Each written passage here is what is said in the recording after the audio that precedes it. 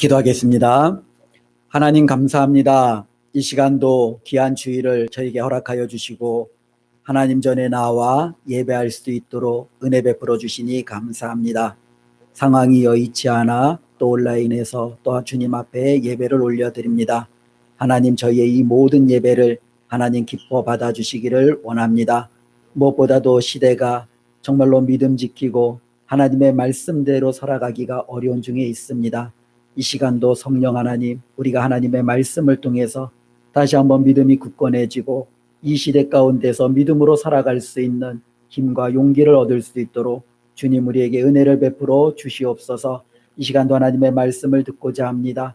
하나님 우리로 하여금 겸손케 하시고 깨닫게 하시고 그 말씀을 잘 헤아려 살아갈 수 있는 은혜를 허락하여 주시옵소서. 예수님의 이름으로 기도드리옵나이다. 아멘. 앞에서 설교하고 있는 저의 모습 가운데 아마 여러 가지는 다 여기 앉아 계시는 우리 성도님들 가운데 다 보여지잖아요.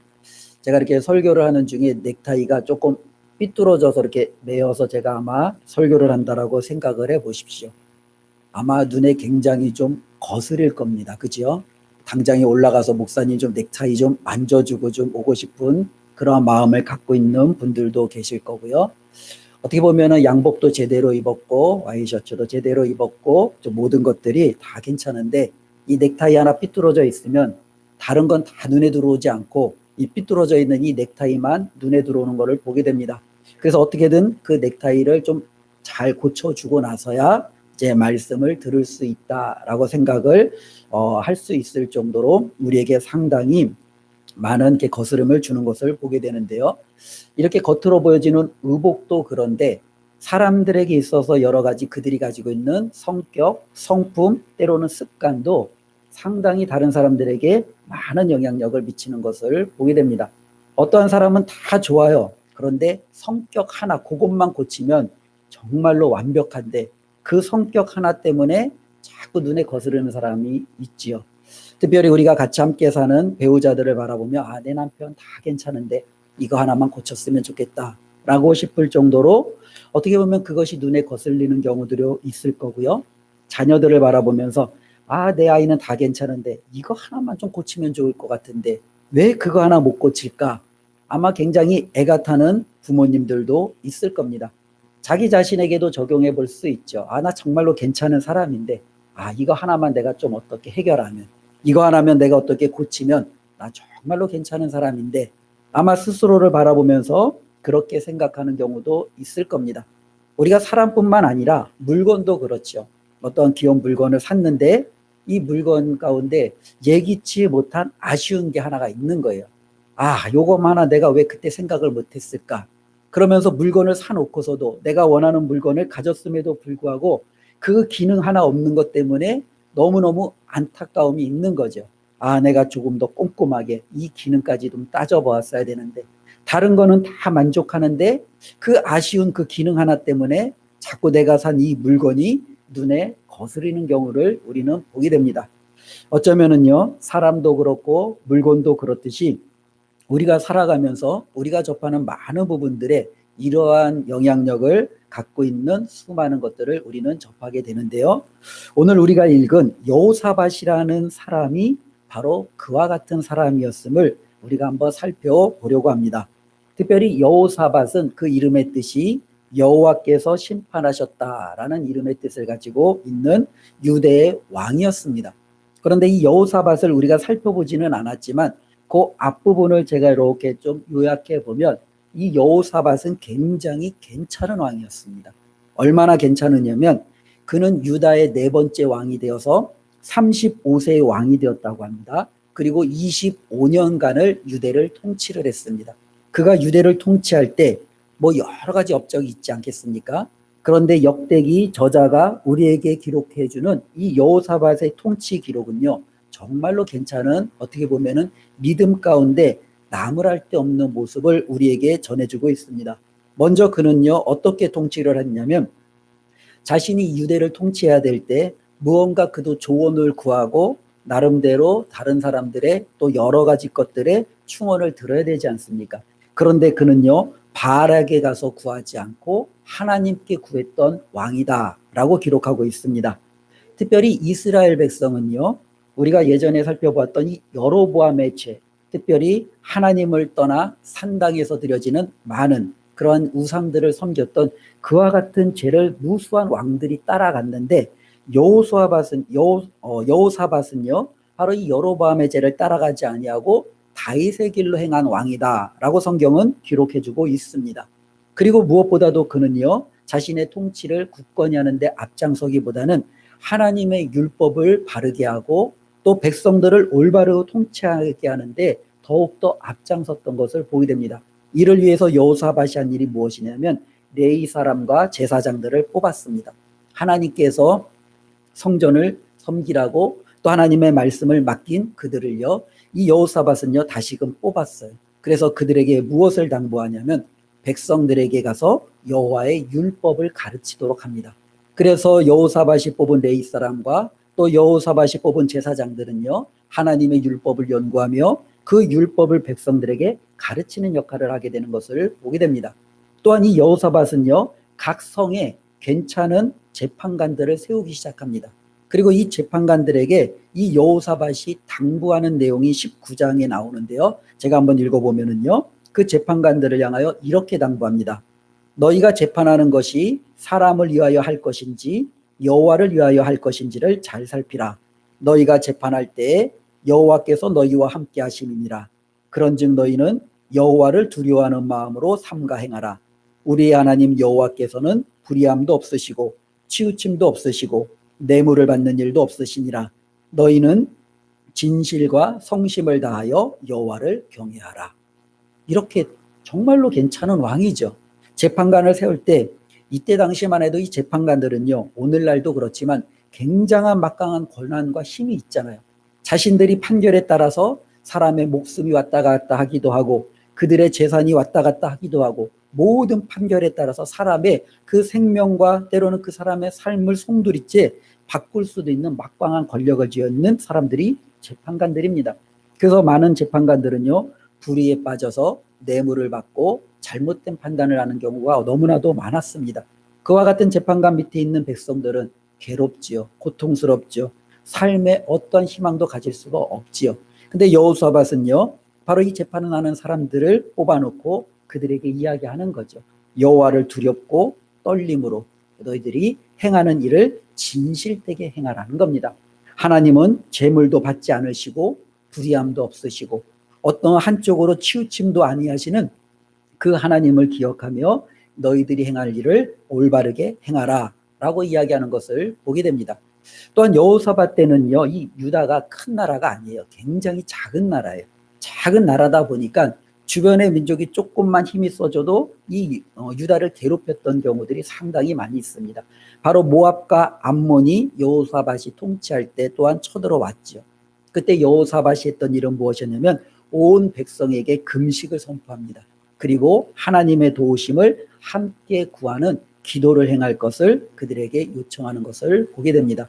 믿음으로도 너무나도 더할 나위 없는 굉장히 괜찮은 왕이 바로 이 여호사밧이었습니다.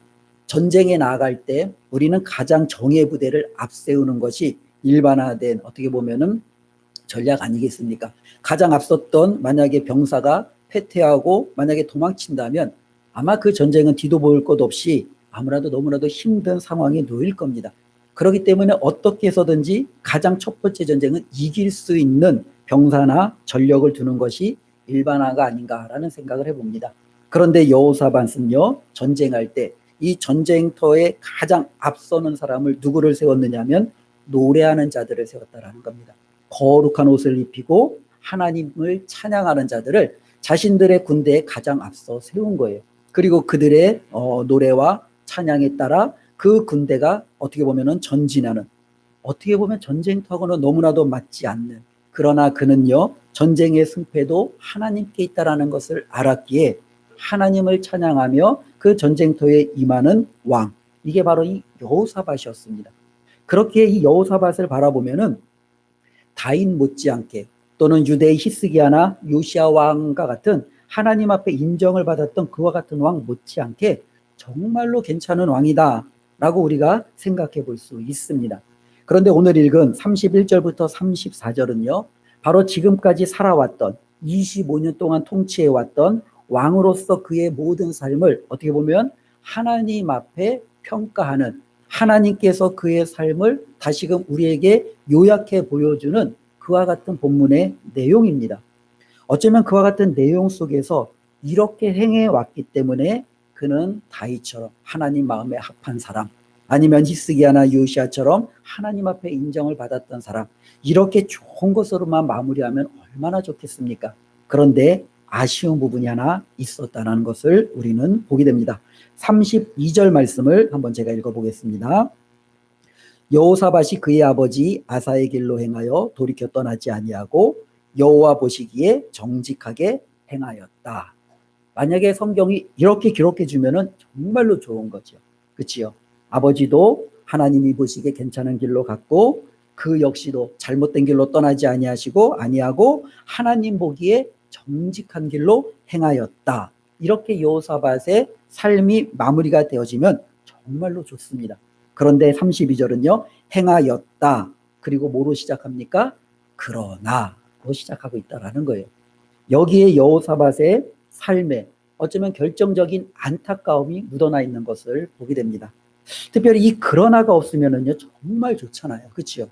왜 하필이면 이 그러나가 붙어서 정말로 그 앞에 이렇게 하나님 보시기에 열심을 다하여 열정을 다하여 힘을 다하여 아름답게 살아왔던 그의 힘이 조금 아쉬운 만큼, 어떻게 보면 좀 더 크게 보면은 그의 앞에 모든 부분들이 송두리째 부인될 만큼 이렇게 강렬한 어떻게 보면 아픔을 주는가라는 부분들을 생각해 볼 수 있다라는 거죠. 그런데 이것은요 우리의 삶도 그럴 수 있어요. 한번 보세요. 우리가 어떤 권사님을 볼 때, 야, 저 권사님 정말 잘 섬겨. 그런데 만약에 누군가 이렇게 이야기를 해보세요. 그러면은 저와 여러분들은 어디에 초점을 두겠습니까? 그 권사님 정말 잘 섬긴다에 초점을 두겠습니까? 아니면 그런 데에 초점을 두겠습니까? 대부분은요, 그런데 뭐, 예, 아마 여기에 갈 거예요. 그치요? 우리가 보면은 어떠한 사람에 대해서 이야기할 때 그 사람을 잘 이야기해 놓고 마지막에 우리가 그러나, 그런데 라고 이야기하면은 그 앞에 있는 모든 것들이 어떻게 보면 부정될 만큼 강렬한 억구가 어떻게 보면은 이 그러나에 담겨져 있는 것을 보게 됩니다. 이런 거죠. 저 목사님 말씀 기가 막히게 잘 전하셔. 그런데 만약에 이렇게 한번 생각해 보십시오. 야, 저 목사님 말씀은 잘하는데 다른 건 뭔가 문제가 있구나. 사람들이 이렇게 생각하지 않겠습니까? 특별히 어떤 집사님을 볼 때 저 집사님은 정말로 충성스러워. 그러네. 그런데 라고 또 한번 생각해 보십시오. 야, 저 집사님에게는 뭔가 있구나. 우리는 자꾸 이 뒷부분 때문에 앞에 있는 모든 것들이 굉장히 우리에게 허물을 가져다 주는 것을 보게 됩니다. 가령 그런 사람들이 있잖아요. 열심히 일하고 욕먹는 사람. 그치요? 정말로 안타까운 사람이에요. 예. 저와 여러분들은 그와 같은 사람이 되지 않기를 주님의 이름으로 축원을 드립니다. 근데 그런 사람에게 가서 그렇게 이야기해요. 야, 너 정말 잘했어. 너 정말 최선이야. 야, 너처럼 헌신하고 너처럼 이렇게 잘 하나님을 섬기고 교회를 섬기는 사람 없어. 야, 그런데 너 딱 하나만 고치면 돼. 너 그것 때문에 욕먹잖아. 너 이거 하나만 좀 바꿔줄래? 그럼 그 사람 뭐라고 얘기해요? 알았어. 이렇게 얘기하는 사람이 많이 없어요. 뭐라고 얘기해요? 아이 몰라 나 그냥 살래. 예, 이렇게 이야기하는 사람들이 더 많다라는 거예요. 어쩌면 그거 하나만 바꾸면 되는데 그거 하나 바꾸지 못하는 무책임 때문에 어쩌면 자신의 삶의 그와 같은 헌신과 충성과 하나님에 대한 열정이 송두리째 무시당해도 그것에 대해서 연연하지 않는 많은 사람들을 우리는 바라보게 되는 거죠. 근데 어떻게 보면 그 안타까운 사람 중에 하나가 바로 누구예요? 이 여호사밧이었다라는 거예요. 그는 하나님 앞에 정직히 행하였다. 그러나 어쩌면 이것 자체가 여호사밧을 평가하는 성경의 기준이 아닌가라는 생각을 해봅니다. 그러면 우리가 한번 살펴보기를 원하는 것은 그 뒷부분이겠죠. 왜 여호사밧은 이렇게 하나님 앞에 25년 동안 충성된 왕으로 잘 섬겨왔다가 결국에는 그러나라는 소리를 들을 수밖에 없었는가라는 부분입니다. 32절, 33절을요. 제가 다시 한번 읽어보겠습니다. 여호사밧이 그의 아버지 아사의 길로 행하여 돌이켜 떠나지 아니하고 여호와 보시기에 정직하게 행하였다. 그러나 산당만은 철거하지 아니하였으므로. 예. 여호사밧의 문제점은요, 바로 여기에 있었다라는 거죠. 그는요, 그 앞에 모든 것들을 정말 잘해왔어요. 그런데 그에게 아쉬운 점 하나는 뭐냐면 산당은 철거하지 않은 게 문제라는 거예요. 이 산당만 철거했으면 여호사밧은 정말로 하나님 보시기에 괜찮은 사람입니다. 정말로 나무랄 것이 없는 사람입니다. 아마 유대의 왕들 중에서 이 여호사밧만큼 하나님 앞에 사람들에게 인정받을 왕도 드물 정도로 그는 정말로 괜찮은 사람이었습니다. 그런데 그에게 결정적인 문제가 하나 있었는데 그건 뭐냐면 산당을 제거하지 않았다라는 거예요. 우리가 지난주에도 잠깐 산당에 대해서 이야기를 했던 것 같은데요. 이 산당은요, 가나안 사람들, 어떻게 보면 그때 이스라엘 백성들이 같이 살고 있었던 이 가나안 땅 사람들이 자기의 신들을 섬기기 위해서 동네 언덕마다 세웠던 제단이다라고 이야기했습니다. 보면 이제 거기는 우리나라처럼 이렇게 뭐 큰 산들이 있지는 않고요. 작은 언덕들이 주로 있대요. 그러니까 마을에 가면은 이런 언덕들 높은 곳에 가면은 이 언덕에 보면은 크고 푸른 나무가 있잖아요. 그 크고 푸른 나무 아래다가 제단을 이제 쌓기 시작하는 겁니다. 그래서 이제 자신들이 섬기는 신들에게 그들이 제사를 드리는 거죠. 보면은 이제 비를 주관하는 바알에게 제사를 드리기도 하고요. 때로는 출산을 장려하고 주관하는 아사라라는 여신에게 제사를 드리기도 하고요. 곡물을 주관하는 블레셋 사람들이 주로 섬겼던 다곤이라는 신에게 가서 제사를 드리기도 하고요. 그들은요, 수많은 자기들만의 신들을 가지고 있었어요. 자녀가 필요하면 아세라에게 가서, 때로는 농사를 짓는데 비가 안 오면 바알에게 가서, 곡물의 풍작을 기원하면 다곤에게 가서, 그들은 저마다 자신들이 목표하는 그와 같은 기도 제목, 때로는 그와 같은 바램들을 가지고 자신들의 신들에게 나아가서 정말로 제사를 드렸습니다. 바로 이 제사를 드리는데 필요했던 곳이 바로 이 산당이에요. 그래서 마을마다 그 언덕에 푸른 나무 아래에 내려가서 쌓여져 있는 제단에서 그들은 자신들의 신들에게 제사를 드리는 것을 우리는 보게 됩니다. 그런데 하나님께서는요, 실질적으로 이 산당에서 정말로 이루어지는 그 모든 것들을 너무너무 미워하셨죠. 그렇기 때문에 분명히 이러한 행위들을 하나님은 용납하지 않으시고 제거하기를 원하셨는데 이스라엘 백성은요, 그것을 그냥 그대로 두었던 거예요. 문제는요, 그냥 두는 것으로 끝나는 것이 아니라 이스라엘 백성에게는 산당이라는 것 자체가 필요하지 않아요. 그들은 제사를 드리려면 어디로 가면 돼요? 예루살렘 성전으로 가면 돼요. 하나님이 정해두신 곳, 하나님이 그들과 함께 만나시겠다라고 약속하신 곳, 그곳에 가서 하나님 앞에 제사하고 하나님의 말씀을 듣고 하나님 앞에 예배하고 경배하고 돌아오면 그들은 하나님 앞에 정말로 드릴 수 있는 모든 것을 다 행할 수 있습니다. 그렇기 때문에 그들은요, 산당이라는 곳을 올라가지 않아도 돼요. 그런데 이스라엘 백성이요, 어느 순간인가부터 그들도 산당을 오르락내리락 하기 시작했던 겁니다. 특별히 가나안 사람들이 그 산당을 올라갈 때 그들은 바라보는 거죠. 농사를 짓기 위해서는 비가 필요하구나. 저들은 그 비를 위해서 바알에게 제사하는구나. 우리도 농사해야 되는데, 우리도 비가 필요한데, 그들도 어떻게 보면은 우리도 올라가야 되지 않을까라는 마음으로 그 마음의 동요가 일어나기 시작하는 거죠. 자녀가 없는 사람들은 자녀의 출산을 위해서 정말로 그 산당으로 올라가서 아세라라는 여신에게 정말로 제사를 지내고 또 자녀를 낳는 그들의 모습을 바라보면서 나도 자녀가 필요한데 나도 올라가서 저 여신에게 정말로 곡물을 때로는 제사를 드리고 필요한 자녀를 받아야 되지 않을까. 이러한 갈등들이 그들에게 느끼기 시작한다라는 거죠. 처음에는요, 거부를 했겠죠. 그런데 점차적으로 가면서 이들 가운데 이와 같은 유혹을 거부하기가 너무너무 어려운 거예요. 그러니 이제 그들은요, 나름대로 다른 이제 그 이유를 만들어내기 시작합니다. 야, 내가 산당에 올라가는 것은 바알에게 자세하는 것도 아세라에게 제사하려고 올라가는 것도 아니야. 나는 산당에서 우리 하나님께 제사하기 위해서 산당에 올라가. 그러면서 그들은요, 산당에 올라가서 먼저 하나님 앞에 제사를 드립니다.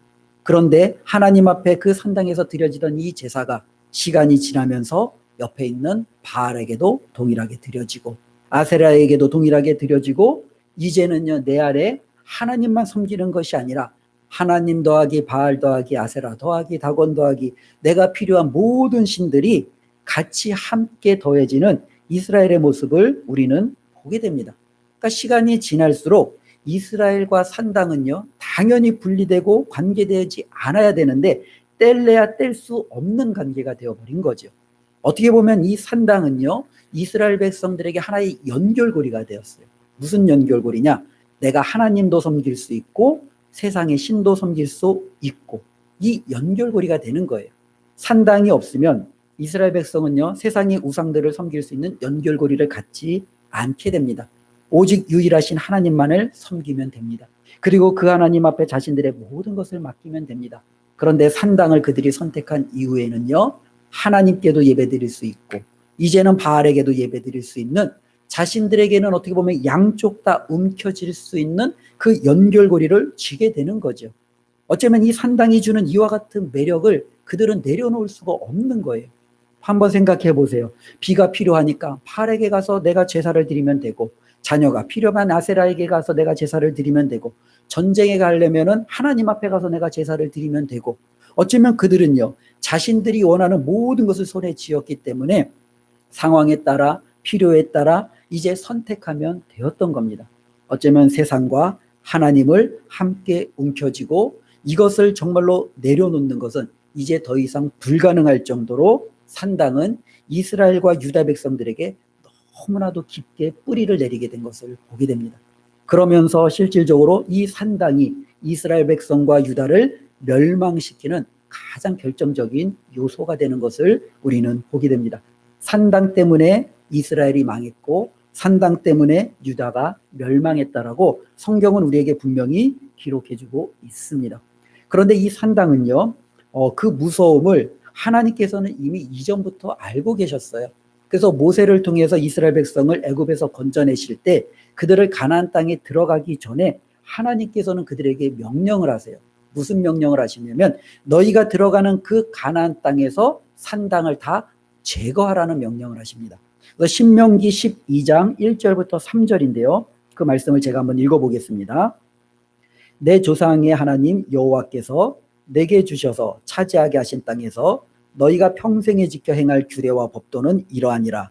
너희가 쫓아낼 민족들이 그들의 신들을 섬기는 곳은 높은 산이든지 작은 산이든지 푸른 나무 아래든지를 막론하고 그 모든 곳을 너희가 마땅히 파멸하며 그 제단을 헐며 주상을 깨뜨리며 아세라상을 불사르고 또 그 조각한 신상들을 찍어 그 이름을 그곳에서 멸하라. 이게 바로 하나님께서 이스라엘 백성들에게 주신 명령이죠. 하나님은 이 산당의 무서움을 알았지요. 이 산당이 이스라엘 백성을, 하나님의 자녀들을 어떻게 망하게 할지를 알았어요. 그래서 하나님은 그들에게 먼저 들어가기 전에 분명히 명령하십니다. 너희가 들어가는 곳에서, 그곳에 있는 그 거주민들이 자신들의 신들을 섬기는 그곳에서 그 제단을 헐고 그 주상을 깨뜨리고 그곳을 완전히 진멸할 것에 대해서 하나님은 말씀하시는 것을 우리는 보게 됩니다. 즉 산당 제거는요, 하나님께서 이스라엘 백성들에게 요구하시는 명령이었고 하나님의 뜻이었습니다. 그런데 그 산당을요, 여호사밧은 제거하지 못했다라는 거예요. 이 산당 제거가 이렇게 어려웠던 것 같습니다. 그 앞에 여호사밧이 했던 일들이 얼마나 많았습니까? 의로운 재판관을 세우고 레인과 제사장을 뽑아 여호와의 율법을 가르치기도 하고, 전쟁터에 나갈 때 다른 것을 의지하지 않고 하나님 앞에 기도하며 하나님의 찬양대를 가장 앞세우며 하나님에 대한 믿음을 보였던 그 여호사밧 자체도 산당 제거는 하지 못했던 거예요. 도대체 이 산당이 얼마나 그들에게 뿌리 깊게 내려져 있기에 이 산당을 제거하지 못했을까? 우리가 한번 고민해 볼 필요가 있는 거예요. 그런데 이 산당을 제거했던 왕이 두 왕이 있었어요. 바로 조금 전에도 언급했던 히스기야라는 왕과 요시야라는 왕이에요. 근데 이 히스기야와 이 요시야가 다윗 왕 이후 하나님이 그래서 인정했던 굉장히 선한 왕이 바로 이 히스기야와 요시야 왕이에요. 그들은요, 목숨 걸고 이 산당을 제거하는 일들에 앞장섰던 사람들이었지요.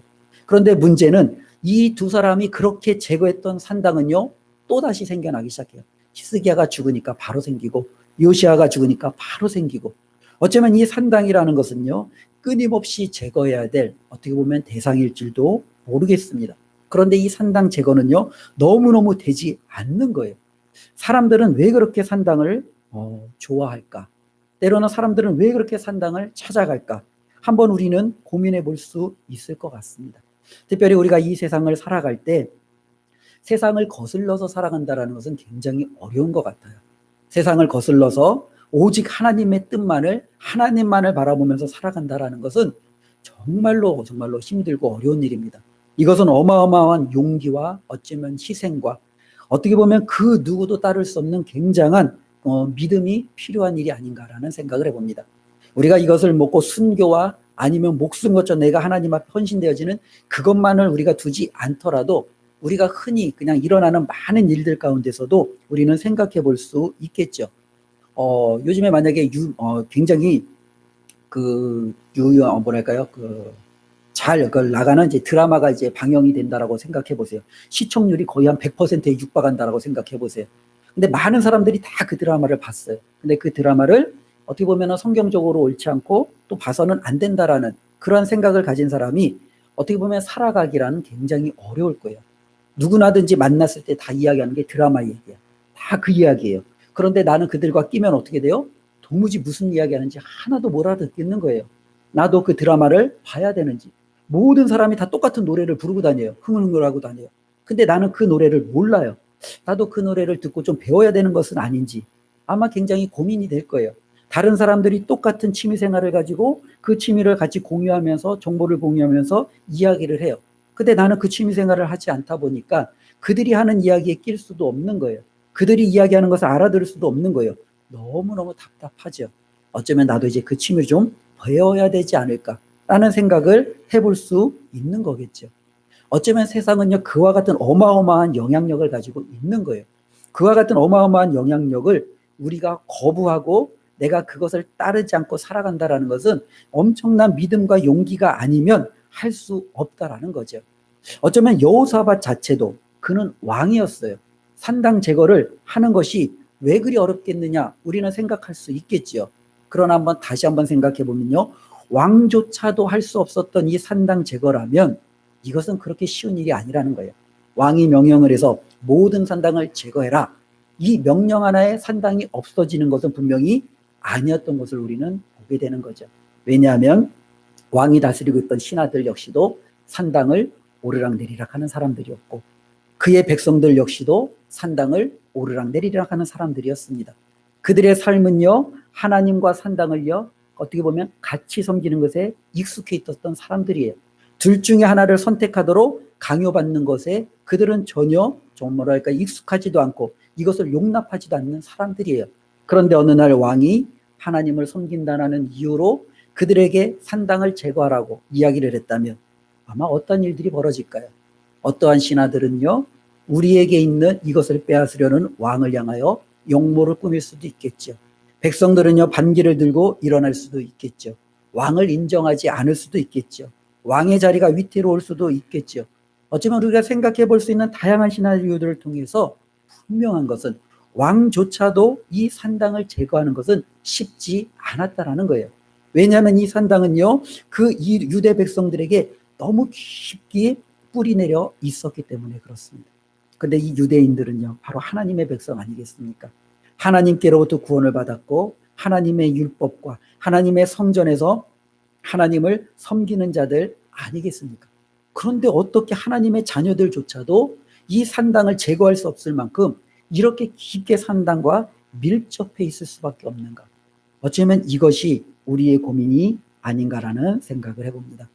산당이라는 것은요, 어떻게 보면 세상의 흐름일 수도 있지만 때로는 이 산당이 주는 이 유혹은요, 너무나도 달콤하기 때문에 그래요.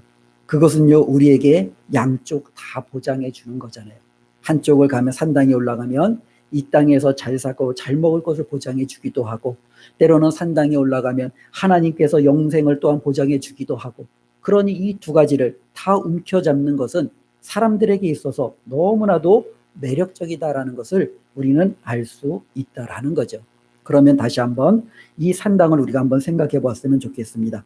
산당이란 무엇일까? 산당이라는 것은 우리가 지금까지 보았던 것처럼 하나님을 모르는 사람들이 자신들의 신을 섬기고 때로는 그 신들을 통해서 복을 받기 위해서 세운 제단이 바로 이 산당입니다. 그러니까 하나님 외에 그들의 안위를, 그들의 복을, 그들의 삶을 맡겼던 것이 바로 이 산당입니다. 그러면 오늘날에는요, 산당이 존재할까, 존재하지 않을까? 동일하게 오늘날에도 존재하죠.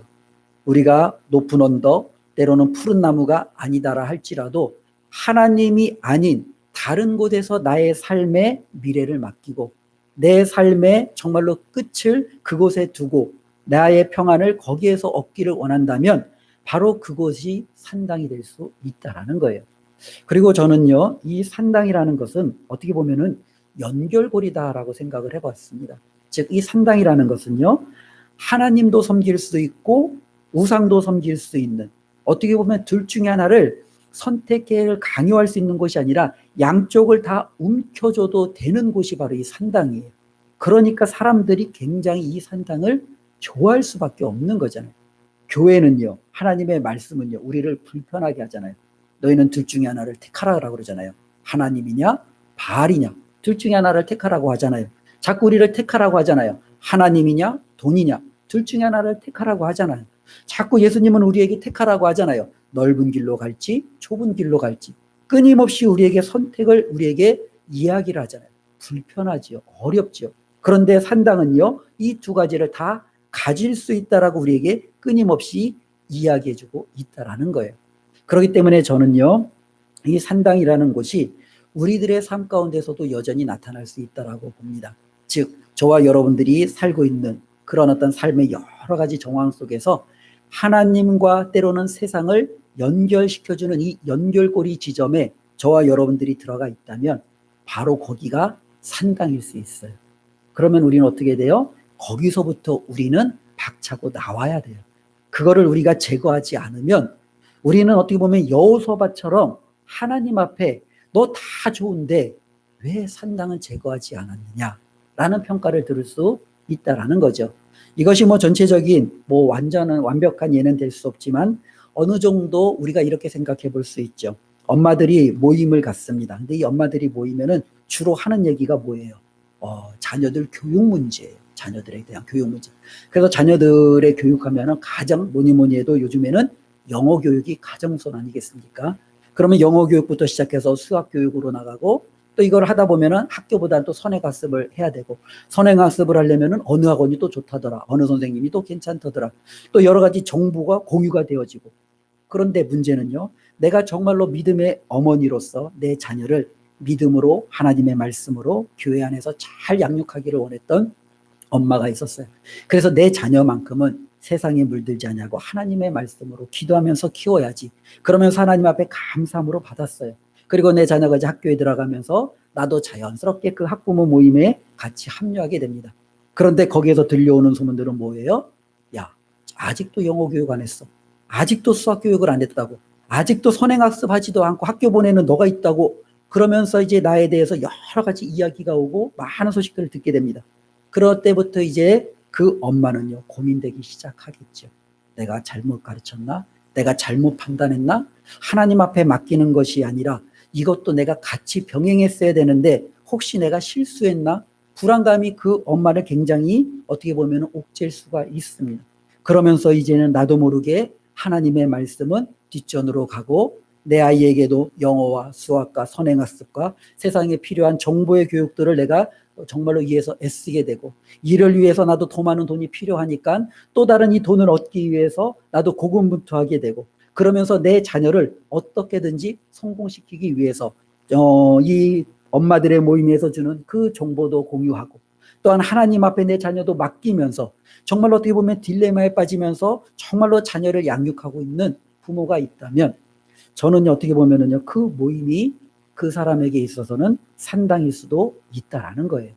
어떻게 보면 그 모임이 나에게 주는 혜택이 크다 할지라도 혹시라도 내가 정말로 나의 자녀를 또 내 믿음을 하나님 앞에 온전히 맡기지 못하게끔 가로막는 또 나를 불신하게 만드는 그와 같은 어려움에 빠지게 한다면 그것으로부터 우리가 박차고 나오는 것이 필요하다라는 거예요.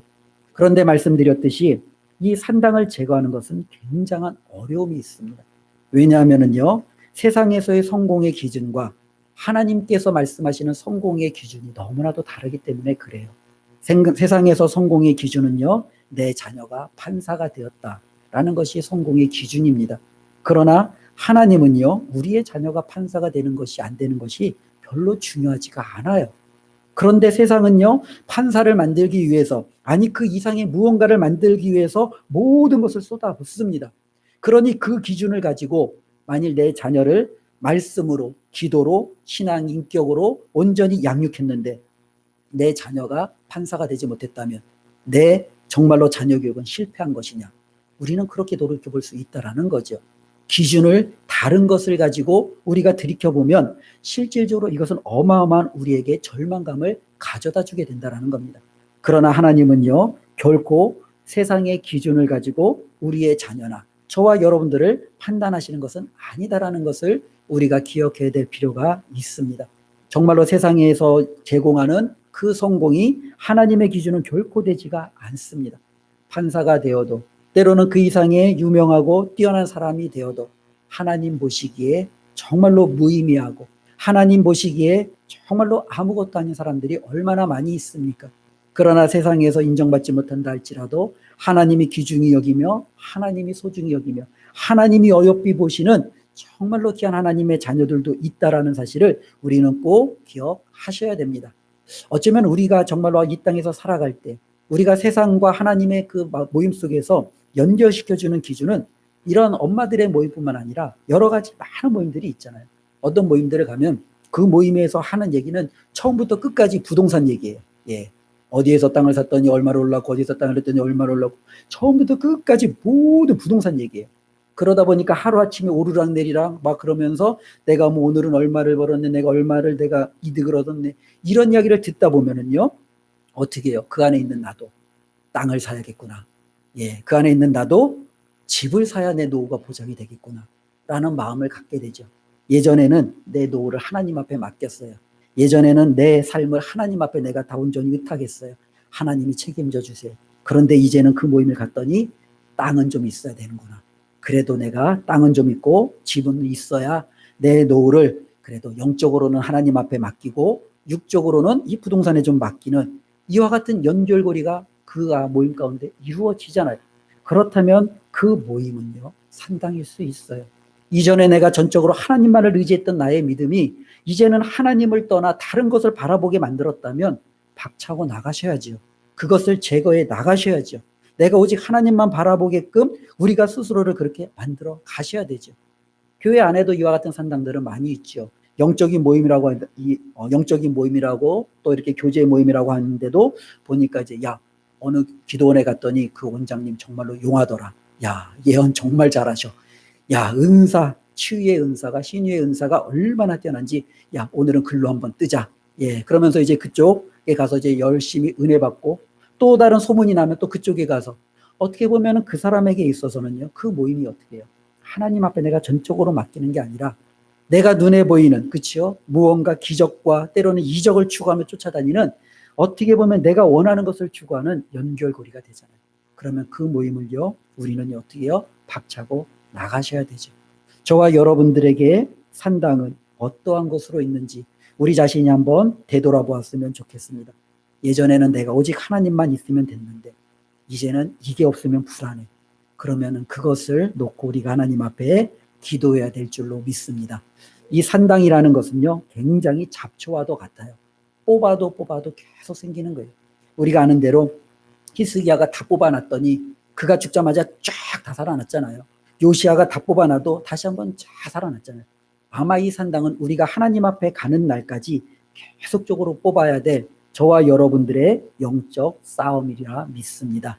그렇기 때문에 우리가 이 산당을 뽑는 일에, 제거하는 일에 더욱더 힘을 쏟아야 됩니다. 그리고 이 산당을 제거하는 것은요, 그 무엇보다도 저와 여러분들에게 축복이 보장되어져 있다라는 거예요.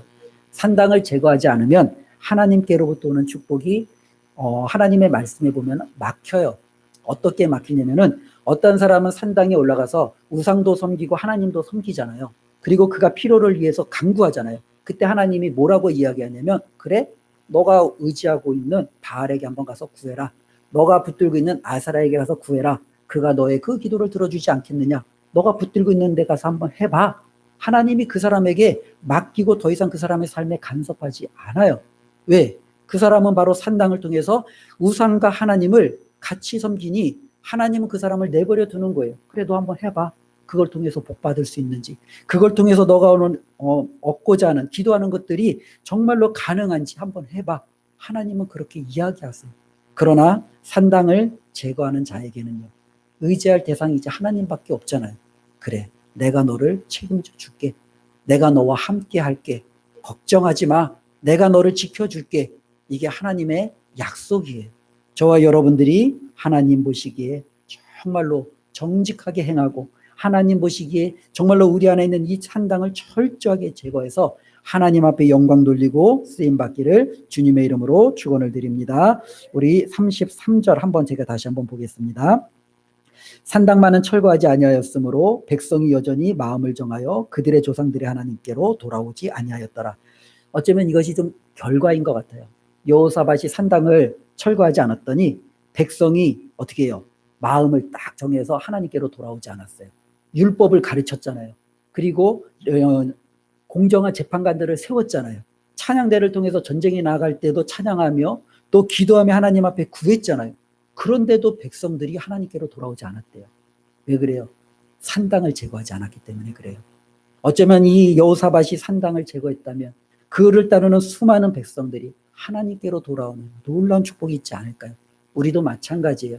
저와 여러분들이 가정에서 아내로, 남편으로, 아버지로, 어머니로, 때로는 자녀로서, 때로는 교회 안의 직분자로서 저와 여러분들이 가지고 있는 이 산당을 제거하지 않으면 수많은 사람들을 돌이킬 수 없을 거예요. 그러나 만일 저와 여러분들이 마음을 정하여 하나님 앞에 이 산당을 제거하면 나의 가정이 하나님께로 돌아서고, 내 직장이 하나님께로 돌아서고, 우리 교회가 하나님께로 돌아설 줄로 믿습니다. 이와 같은 놀라운 은혜가 저와 여러분들을 통해서 이루어지기를 주님의 이름으로 축원합니다. 기도하겠습니다. 하나님 감사합니다. 특별히 이스라엘 백성을 망하게 했던 결정적인 원인은 산당이었습니다. 그들은 하나님도 섬기고 세상의 우상도 섬기는 것을 마다하지 않았습니다. 그 결과 그들은 하나님께로부터 버림을 받을 수밖에 없었습니다. 하나님, 우리는 어떠한지요? 하나님을 섬긴다라고 입술로는 고백하고 말하지만 우리 안에는 혹시 산당이 자리 잡고 있지는 않은지요? 하나님과 세상을 겸하여 움켜쥐고 하나님 아둥바둥 살고 있지는 않은지요? 주님, 그러하다면 용서하여 주시고 우리 안에 있는 이 산당을 제거할 수 있는 믿음과 용기를 허락하여 주시옵소서. 예수님의 이름으로 기도드리옵나이다. 아멘.